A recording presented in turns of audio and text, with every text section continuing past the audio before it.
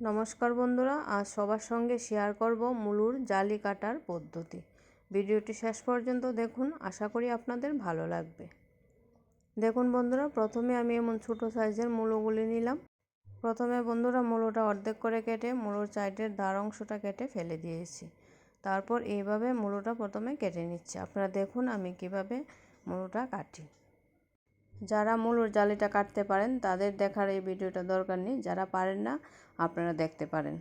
আজকের এই ভিডিওটা ভালো করে দেখলে আপনারা খুব সহজেই এই মুলোর জালি কাটার পদ্ধতিটা শিখে নিতে পারেন। দেখুন বন্ধুরা, এক সাইডটা কেটে নিয়েছি, তারপর অপর সাইডটা ঠিক আড়াআড়িভাবে এভাবে কেটে নিতে হবে, তাহলে মুলোর জালিটা সুন্দরভাবে তৈরি হয়ে যাবে।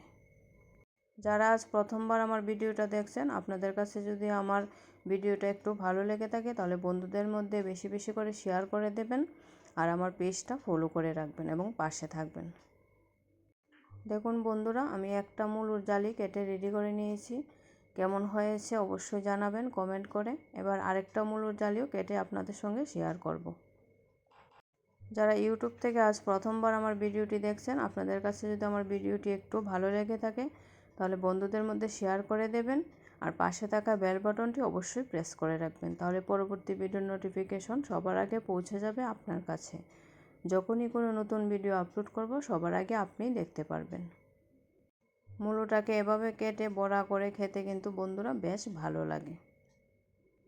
আপনারা যদি এভাবে মুলোর বড়া না খেয়ে থাকেন তাহলে অবশ্যই ট্রাই করবেন, আশা করি আপনাদের কাছেও ভালো লাগবে।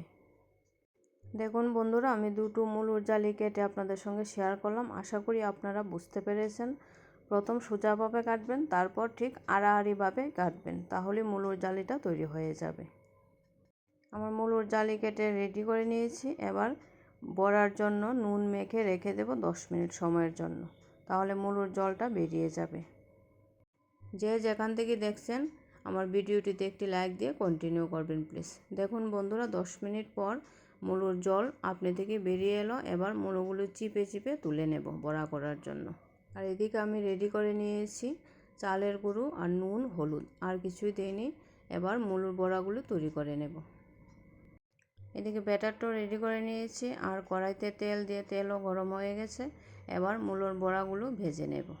আপনারা চাইলে আরও বড় বড় করেও ভাজতে পারবেন। এভাবে বড়াগুলো করলে খুব ভালো মচমচে হয়, খেতেও কিন্তু খুব সুস্বাদু হয়, আর দেখতেও অনেকটা সুন্দর হয়।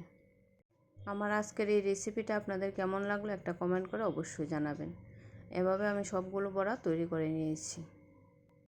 বন্ধুরা সবাই ভালো থাকবেন, সুস্থ থাকবেন এবং আমার পাশে থাকবেন। সবাইকে অসংখ্য ধন্যবাদ।